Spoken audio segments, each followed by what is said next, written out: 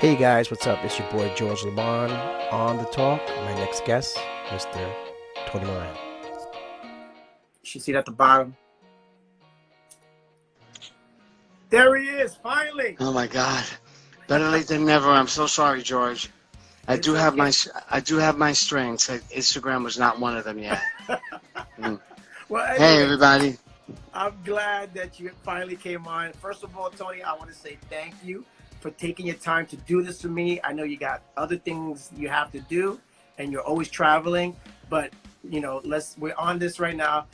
Everybody who was on before, we had a lot of people on before. They're gonna log back on again, and Okay. I just want to introduce a really good friend of mine, Tony Moran, who I've known for years. But I want to talk to you about, only because we have an hour, maybe less. I know that early on when we got on, you started first as a producer with a team with Albert Cabrera and Andy Panda, and you could say the rest, explain the rest. And then you did a concept album as an artist, and then you went ahead and you became a producer. And then you were already a producer, but you were producing other stuff besides mixing and engineering and editing. And remixing and writing and singing. You were also producing for others. Then after that, when freestyle pretty much died down on the radio and hip hop came up and house was always there, you started DJing internationally, and you've been traveling all over the world. So first of all, I want to say thank you, and number one, for coming. Number two, what I want to ask you is this: what made you do, instead of doing all type of genre music, why start with Latin hip hop? You know, it's not, well, when it comes to like discovering your own, what you're drawn to creatively, you know, like the people that were doing what's Latin hip hop at that time really didn't know, really didn't have a sound put to it. All of a sudden we grew up with like hip hop beats and rap music and salsa music and all that kind of stuff. So when I was granted the opportunity to go and like try ideas out in the working studio, like it's not like I had a whole song written out. Like I did not have Show Me Ready. Oh yeah, I had this for years, but I'm only like 17 years old. Right, a lot of people don't know that. A lot of people don't know that it starts from something.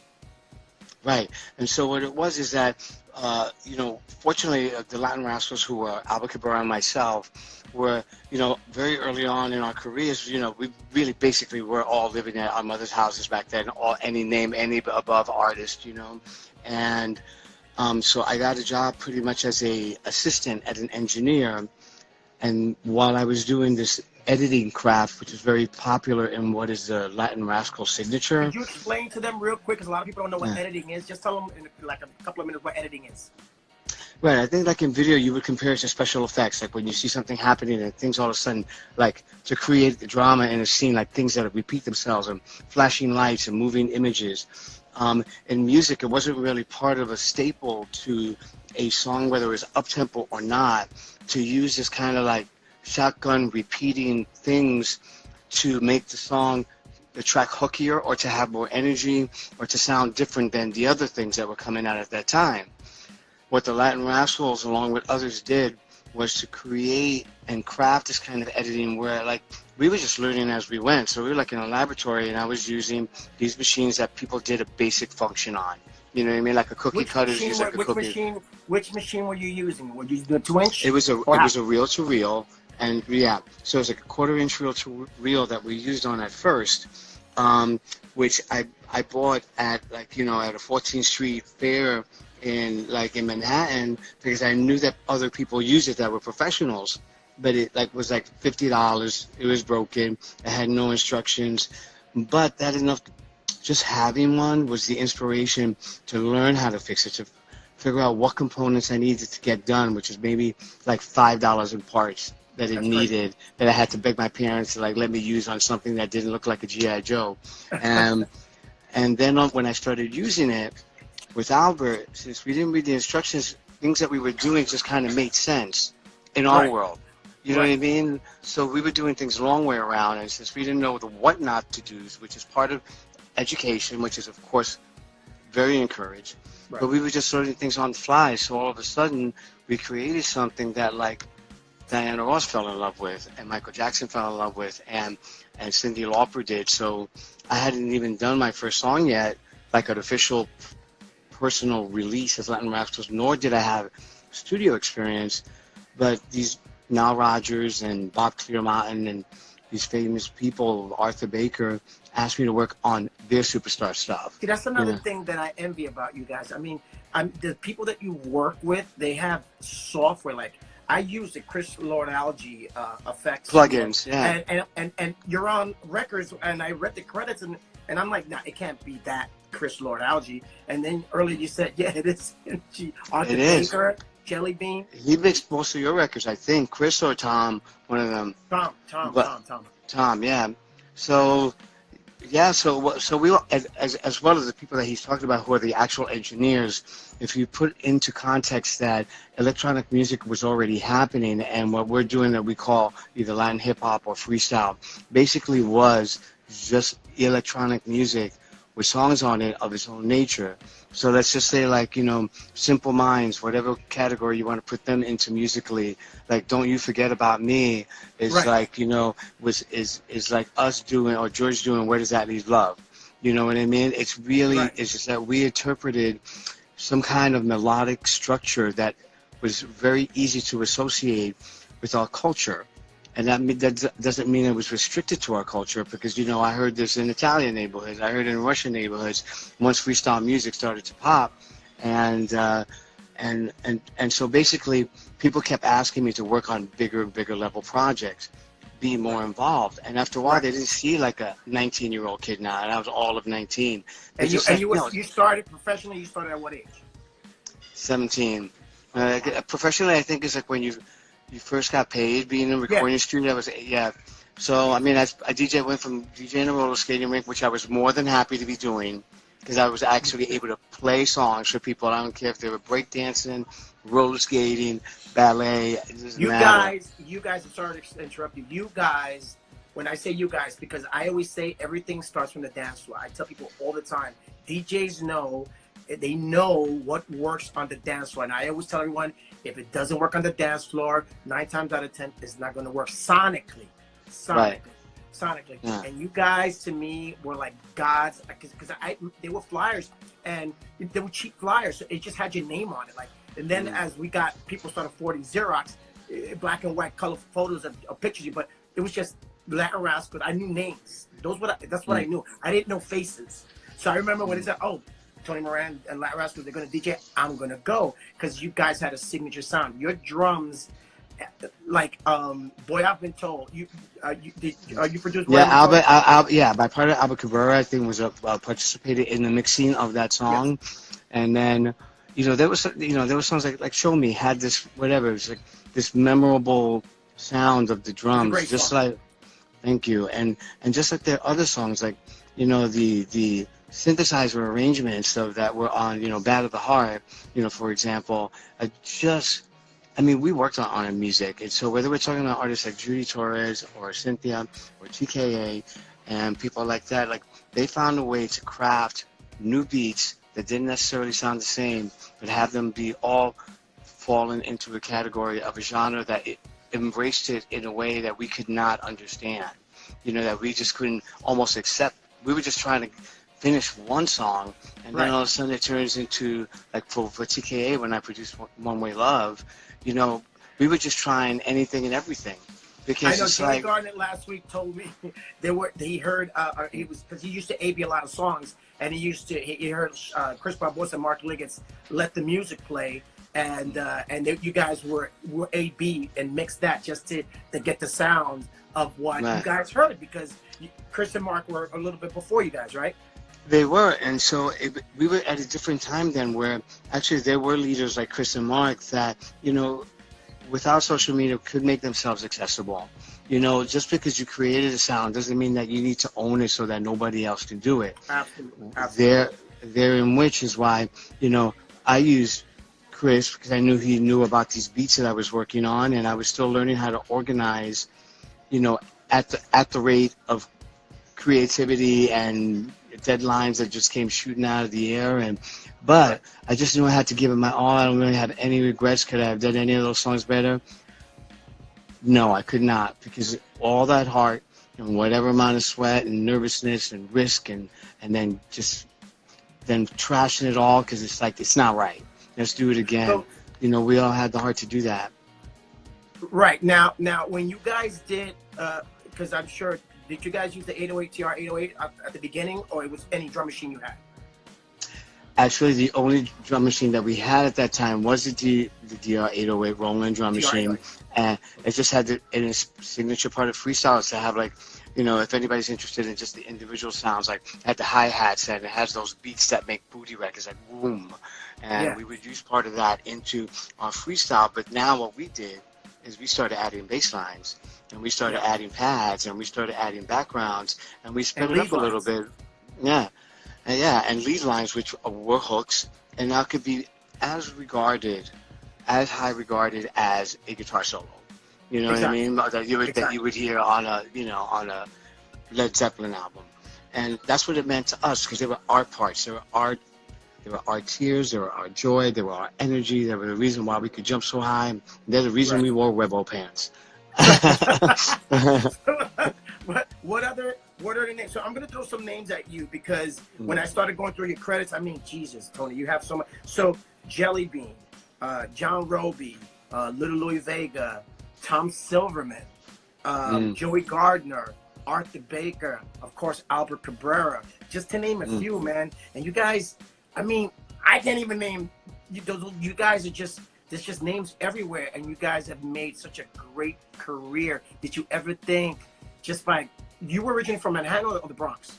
I'm from Brooklyn, so I was born in Brownsville, Brooklyn, and then I spent most of my 20s in Spanish Harlem because Albert lived in Spanish Harlem, so it was basically us taking the train to his mother's house or my mother's house. Right. And so did you think you were gonna literally is that what you wanted to do, or because I wanted to be an architect? That's what I wanted to be when I was growing up. I don't know if music was always your life.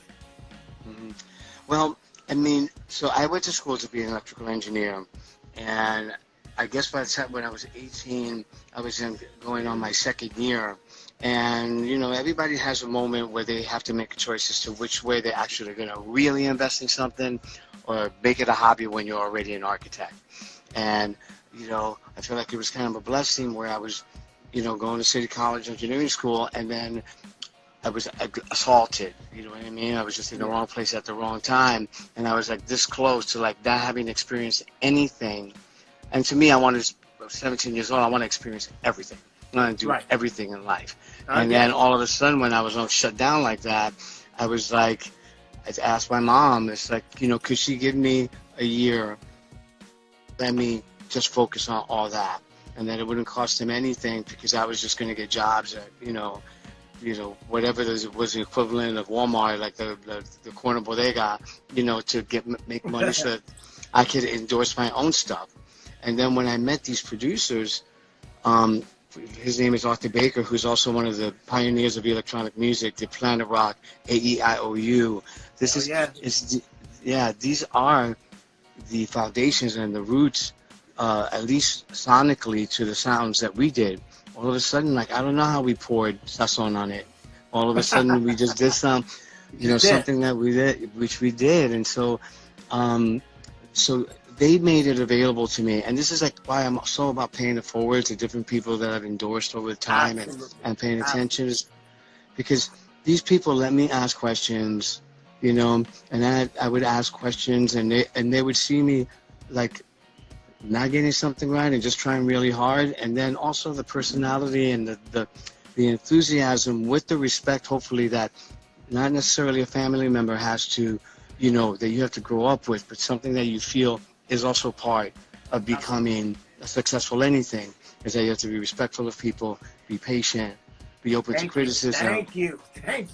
That's what this movement needs right now, because things are just going south. But I wanted this show because I wanted you guys. You did it because it was something that you had a fire inside, and I mean, I could hear a Latin Rascal any day. I know the lines, I know the bass line, I knew the drums. I already knew, and the fact that you used to take time out to talk to me when I used to be backstage, and you had your second generation show.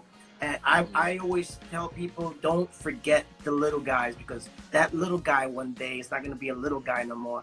He's going to be someone big up there. So I agree 100% when you say pay forward. Yeah. pay it forward, and I think that respect. So like when I'm there working on Born in the USA with Bruce Springsteen. Yeah. You know what I mean?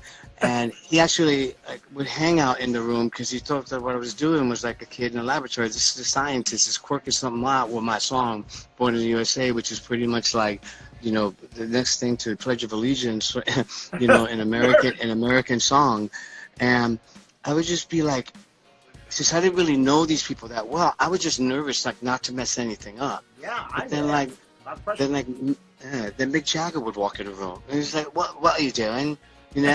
Was that? And but what these producers did is they didn't mind me being next to the artist, and so when I worked on like Hall and Oates, and the reason I'm saying is just because just being a fly on the wall to other people that are exhibiting their craft. Like, even if you just shut up, you know something. Exactly. And because I didn't really of course, I could talk the heck out of anybody right now, but I knew for some reason that let me just do my thing, try to be better at it. And then those guys, like the Hall & Oates, for instance, whoever doesn't know them, but they, did Maneater and did all kinds of, legendary classics. But then they asked me to edit next to their vocal booth because they wanted to feel that energy. It wasn't Latin energy. It was youthful energy. It wasn't youthful energy. It was like, I need that energy around me, everybody. We want Tony and Albert, and that open-mindedness. So then, those guys would stop singing and take a break, and I'd be with the keyboard players and the background singers, and they taught me about harmony, just one at a time. Not like showing me the scale of a piano, but rather why this should be logical if you just think about it. Hear us sing.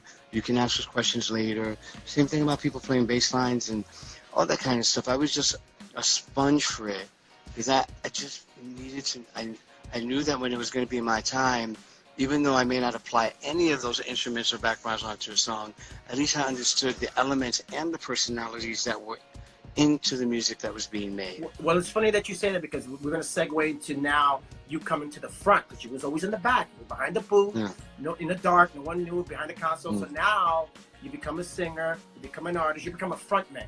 You and Albert Cabrera decide to do, Arabian Nights first round, yeah. Exactly. So, so now you're coming into my lane. So how did it feel when you were out there? Like, did you feel vulnerable? Were you nervous? Did you know what you were going to do?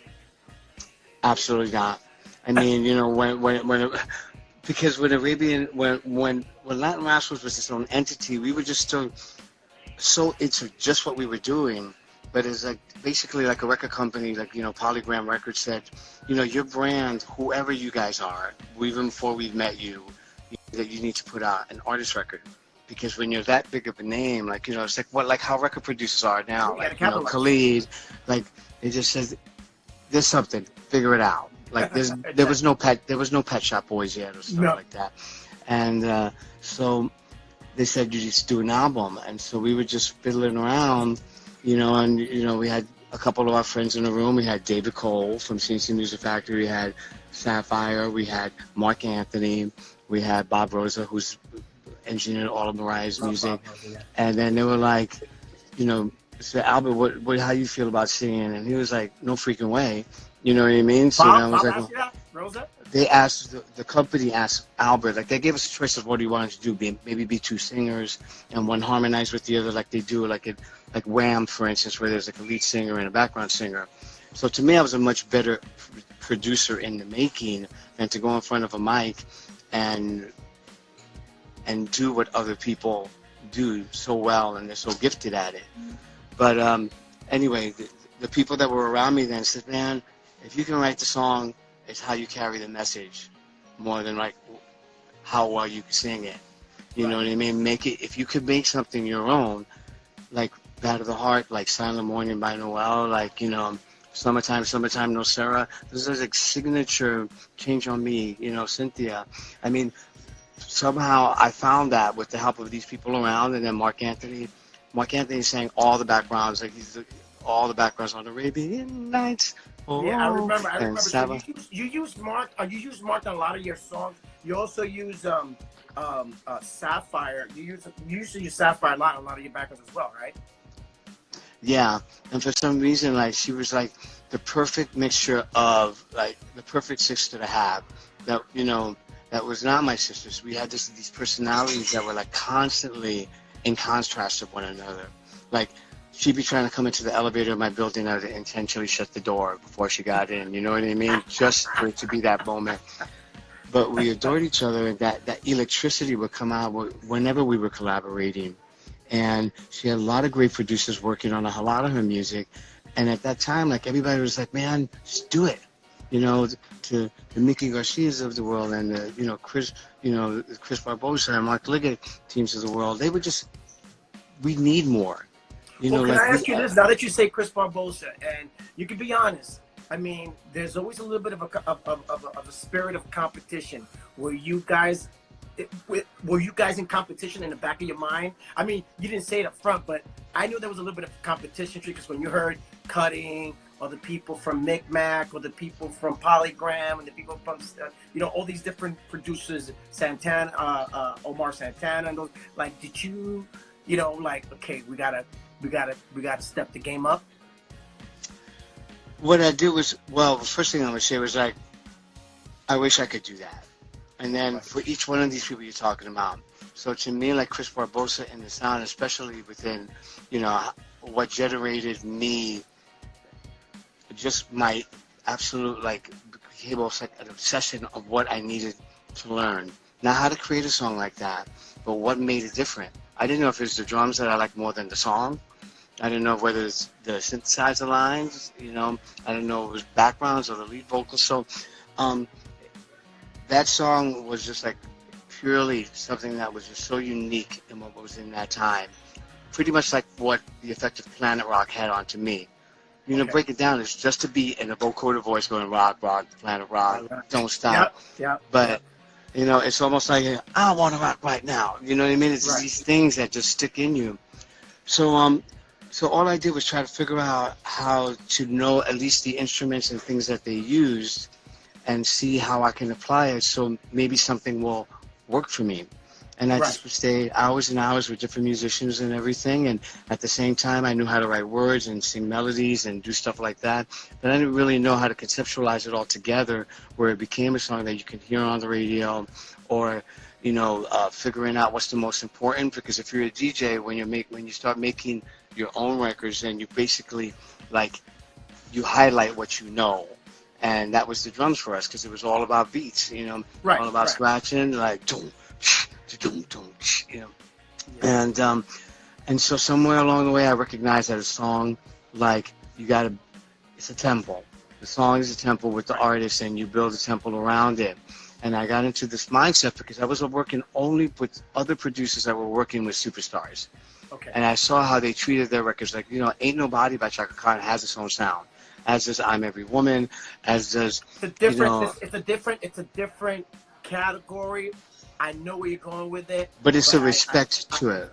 Right, but that sonically, there was a lot of times I remember, listen, and I'm sorry to cut you off, but I remember driving on the west side. I think I was going to, what was the club on the West Side Highway in the 50s by the water? Was it? Roseanne.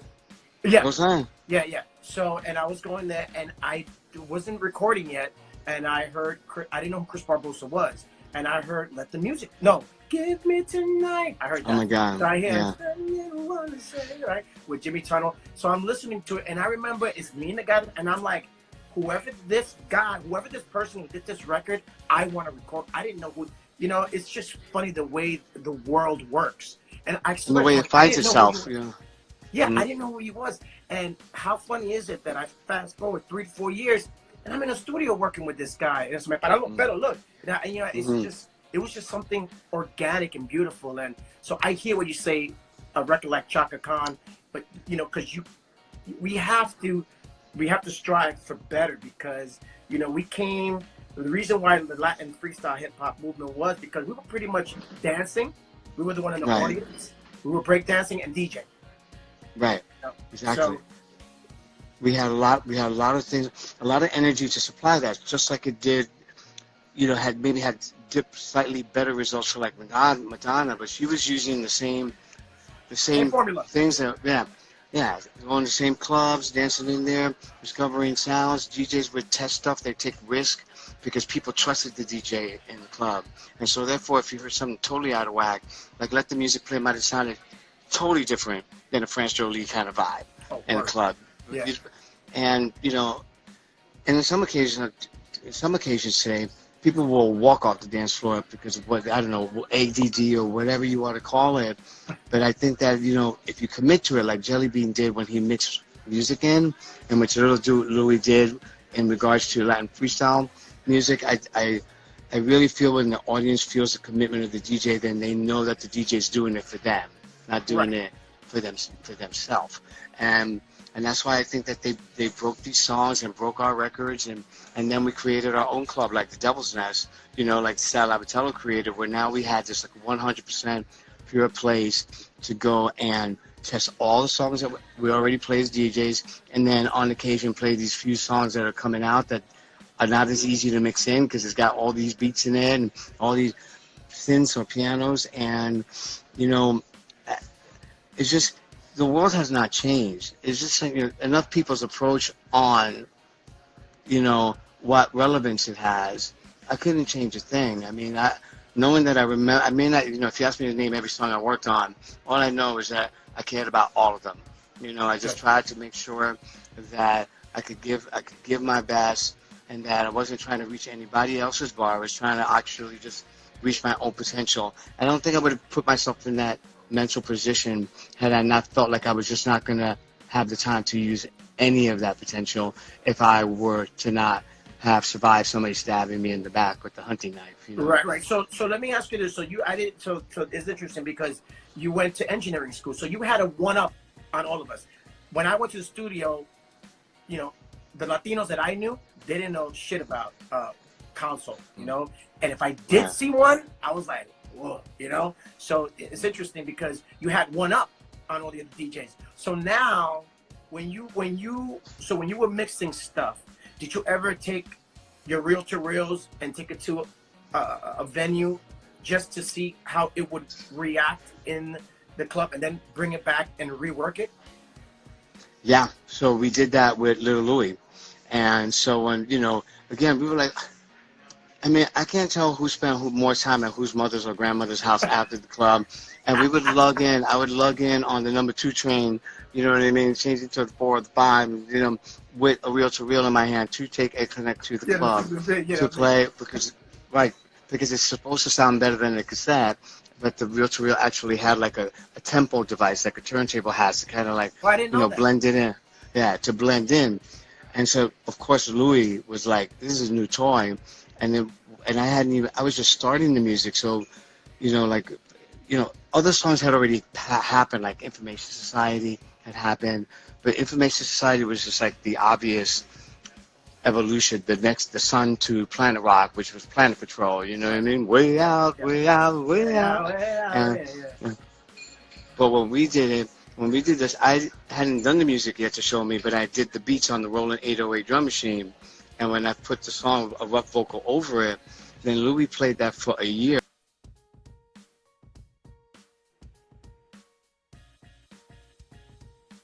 Did you hear me?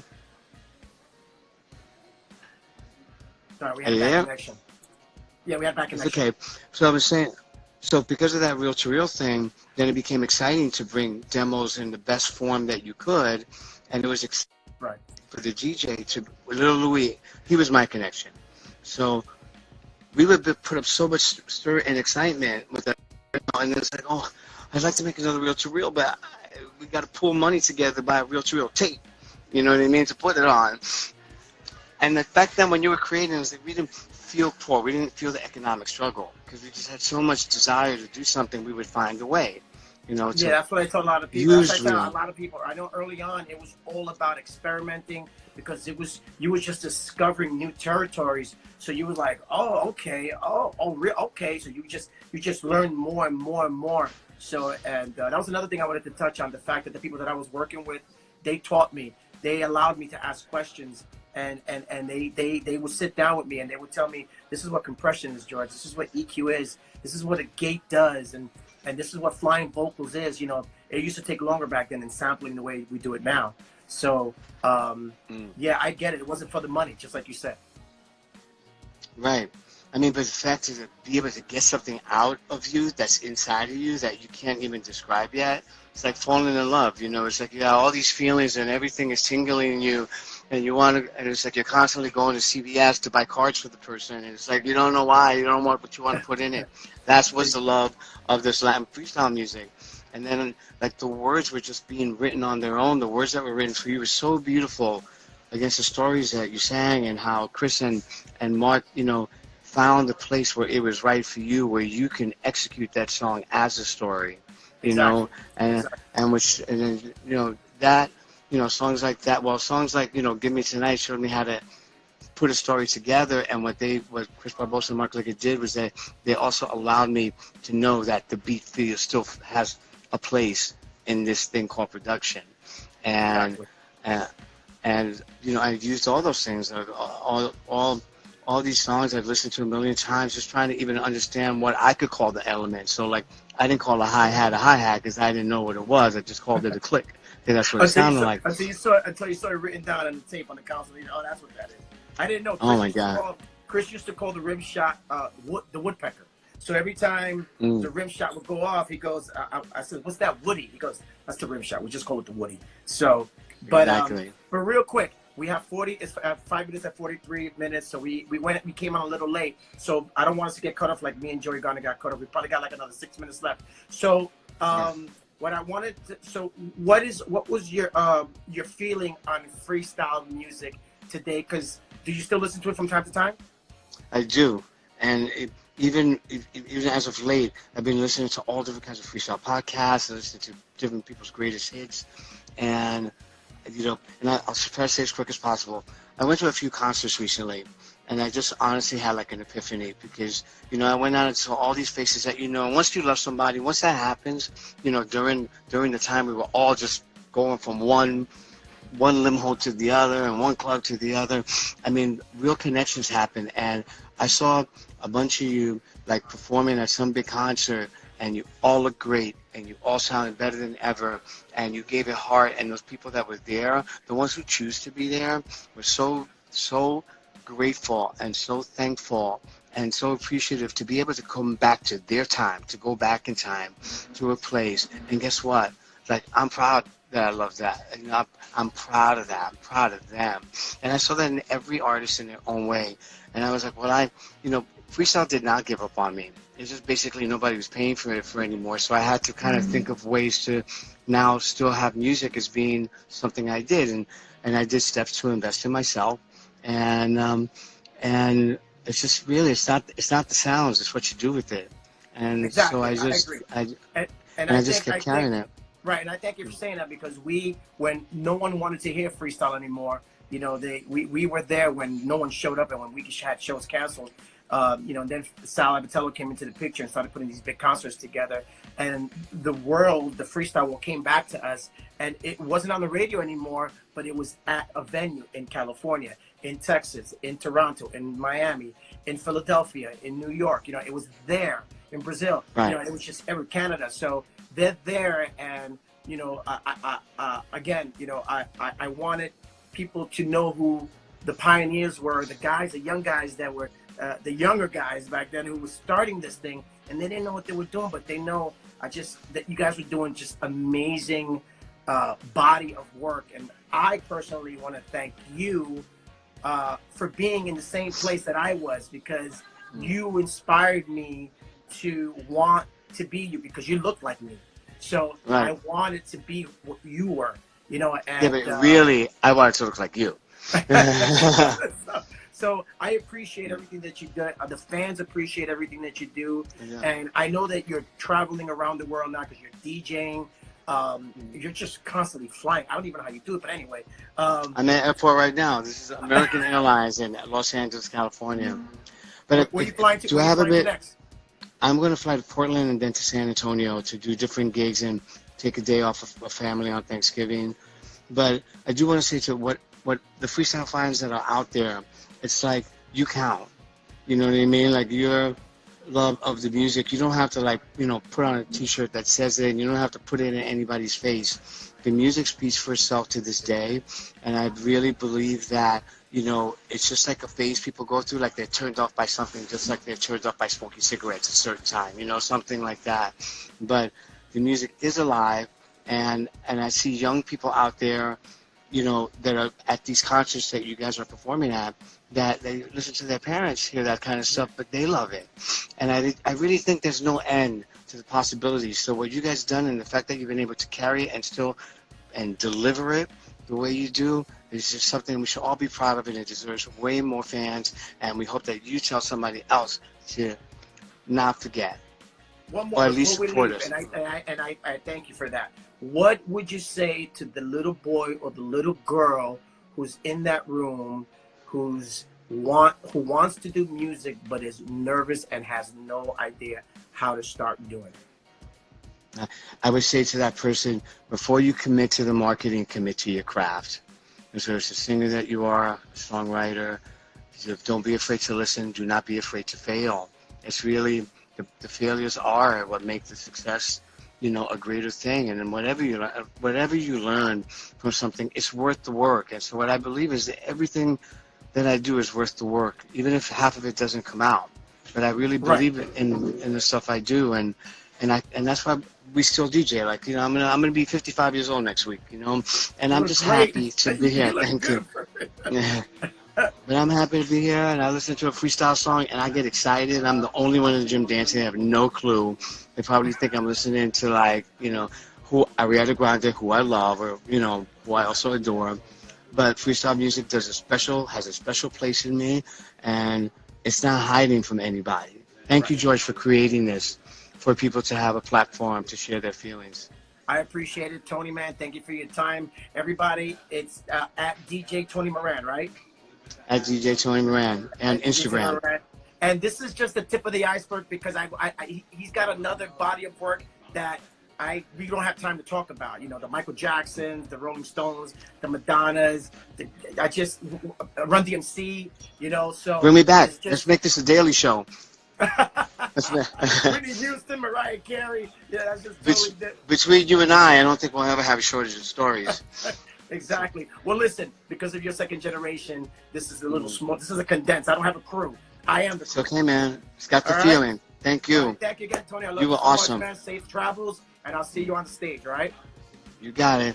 Everybody, take care now. Bye. Bye-bye.